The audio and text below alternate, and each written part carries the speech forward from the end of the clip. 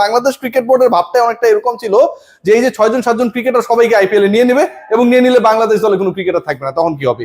End of the day Mustafizur Rahman সকল বিতর্কের অবসান ঘটিয়ে রেকর্ড ভেঙে চুরমার করে নামতার ফিজ বিক্রি হলেন 9,20,00,000। মুস্তাফিজুর রহমান 9,20,00,000 রুপিতে আইপিএল এ প্রথমবারের মতো কলকাতা নাইট রাইডার্সে ঠিকানা গেড়েছেন। কলকাতা নাইট রাইডার্সে আইপিএল এর মুস্তাফিজ যাবেন এরকম ডিসকাশনস গুলো আমার পেজটা একটু ঘুরে আসতে পারেন, আপনারা পাবেন। কারণ তাদের 13 জন ক্রিকেটারের ঘাটতি ছিল।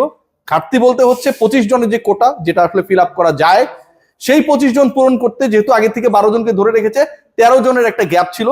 বিদেশি ক্রিকেটার অ্যাটলিস্ট 6 জনকে তারা নিতেই পারতো।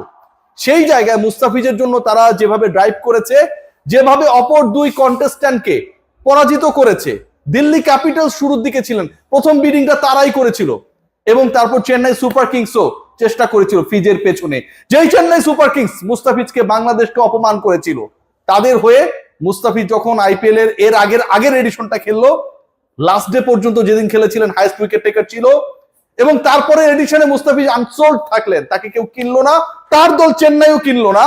সেই মুস্তাফিজের পেছনে আজকে ঘোরার পরেও চেন্নাই সুপার কিংস শেষ পর্যন্ত জিততে পারে নাই।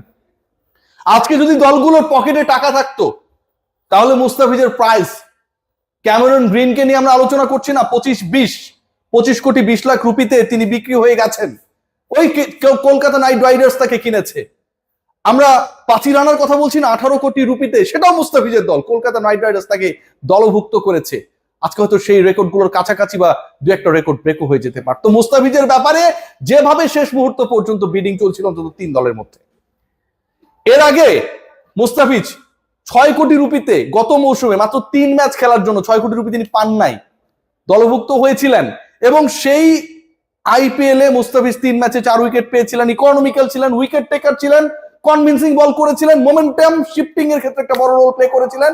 এবং সেই performance through out the years Mustafiz যেভাবে পারফর্ম করেছেন, ডেথ ওভারে যেভাবে পারফর্ম করেন, আইএল টি20 রাইট নাও যেভাবে খেলছেন, আমি বারবার বলার চেষ্টা করেছি যে এবারের আইপিএল এর হটকেক হতে যাচ্ছেন Mustafiz. No one trusted me. 9,20,00,000 মানে বাংলা টাকায় এটা 12,36,00,000 টাকা। 12,36,00,000 মানে প্রায় 12.5 কোটি টাকায় বিক্রি হলেন। আগের রেকর্ডটাও ফিজের ছিল, তার আগের মাস্টারফি। বাংলাদেশের একজন ক্রিকেটার, যেই বাংলাদেশের ক্রিকেটারদেরকে দলভুক্ত করা গেছে, পলিটিক্যাল রিজন সবসময় অনেক বেশি গুরুত্বপূর্ণ হয়ে দাঁড়িয়েছে। আইপিএল ক্রিকেটাররা খেলতে পারে না, যেতে পারে না, রিপ্লেসমেন্ট হিসেবে খেলতে পারে, এরকম একটা সিচুয়েশন তৈরি হয়েছে যেখানটায় বাংলাদেশের সবসময় আইপিএল এ পোস্টার বয় হিসেবে শুধুমাত্র সাকিব আল হাসানকে পেয়েছি আমরা। সেই সাকিব যখন এবারে নিলামে নেই, প্রাথমিক তালিকায় থাকলেও পূর্ণাঙ্গ তালিকায় যখন তাকে রাখা হলো না, মুস্তাফিজ ছিলেন একমাত্র ভরসা। 9,20,00,000 রুপিতে কলকাতা নাইট রাইডার্সে মুস্তাফিজ যাওয়ার কারণে কয়েকটা দিক থেকে আমার কাছে মনে হয় বাঙালিরা খুশি হচ্ছে।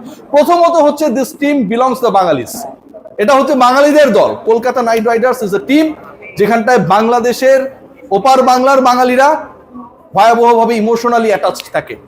কলকাতা নাইট রাইডার্স, যেটা মাশরাফির একসময় ঠিকানা ছিল, সাকিব আল হাসানের ঠিকানা ছিল, এবার প্রথমবারের মতো দিল্লিতে খেলেছেন, আমরা দেখেছি চেন্নাইতে খেলেছেন, হায়দ্রাবাদে খেলেছেন। এবার প্রথমবারের মতো সেই মুস্তাফিজুর রহমান, এতগুলো দলে আইপিএল এ দাপিয়ে বেড়ানো মুস্তাফিজুর রহমান প্রথমবারের মতো কলকাতার হয়ে খেলছেন। কলকাতা মানেই, আবার বলছি যে বাঙালি, কলকাতা মানেই শাহরুখ খান, কলকাতা মানেই আইপিএল চ্যাম্পিয়ন, কলকাতা মানেই যারা এবারের মিনি অ্যাকশন থেকে তাদের মেগা টিমটা বানানোর চেষ্টা করেছে। একবার ভেবে দেখুন, পাথিরানা, মুস্তাফিজ দুজনই চেন্নাই ছিলেন, সেই দুজনকে তারা দলে ফিরিয়েছেন এবং তাদের বোলিং অ্যাটাকে এই দুজনের একটা বড় রোল থাকবে। মুস্তাফিজের কতগুলো ম্যাচেস খেলতে পারবেন না পারবেন সেটা নিয়ে হয়তো কিছুটা হলেও সংখ্যা তৈরি হতে পারে, কিন্তু আপনি যদি চিন্তা করে দেখেন, চেন্নাই সুপার কিংসের হয়ে যখন মুস্তাফিজ খেলেছিলেন, পাথিরানা খেলেছিলেন, একই সাথে দুজনকে অ্যাকোমোডেট করেছিল তারা। কলকাতার ইডেন গার্ডেন্সে কলকাতা তাদের ইনিশিয়াল ম্যাচেসগুলোর 50% ম্যাচেস খেলবে এবং ইডেন গার্ডেন্সের উইকেট, ক্যারেক্টার, এই টাইপের উইকেটে অ্যাপ্রোপ্রিয়েট বোলিং করতে পারে যে কজন ক্রিকেটার, সাকসেসফুল হবার সম্ভাবনা এগিয়ে থাকা যে কজন ক্রিকেটারকে আপনি কাউন্ট করবেন, have to count Mustafizur Rahman, আপনাকে কাউন্ট করতেই হবে। 4টা দল একজন ক্রিকেটারের পেছনে ছুটেছে 2 কোটি রুপি থেকে, সেটা 9,20,00,000 গিয়ে ঠেকেছে। ভাবতে পারেন, বাংলাদেশের আইপিএল ইতিহাসে কোনো ক্রিকেটারকে নিয়ে এরকম বিডিং কখনো হয় নাই, বাড়িয়ে বলছি না, বাংলাদেশে আইপিএল ইতিহাসে কোনো ক্রিকেটারকে নিয়ে এত দীর্ঘ সময়ের বিডিং হয় নাই, এতগুলো দলের বিডিং একসাথে হয় নাই।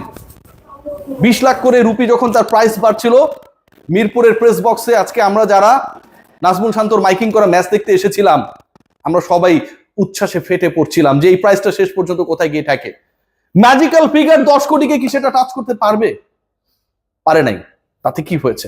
মুস্তাফিজুর রহমান পিকড হয়ে দেখিয়ে দিয়েছেন বাংলাদেশের ক্রিকেটারদের ভ্যালুটা কতটা।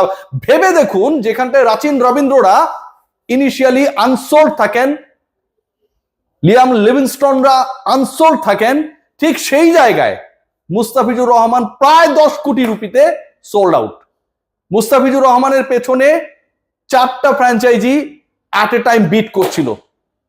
মুস্তাফিজুর রহমান বাংলাদেশি ক্রিকেটারদের মধ্যে রেকর্ড করে দল পেলেন। মুস্তাফিজুর রহমান এই মৌসুমে যদি প্রপারলি খেলতে পারেন 12,36,00,000 টাকা তার অ্যাকাউন্টে যাবে।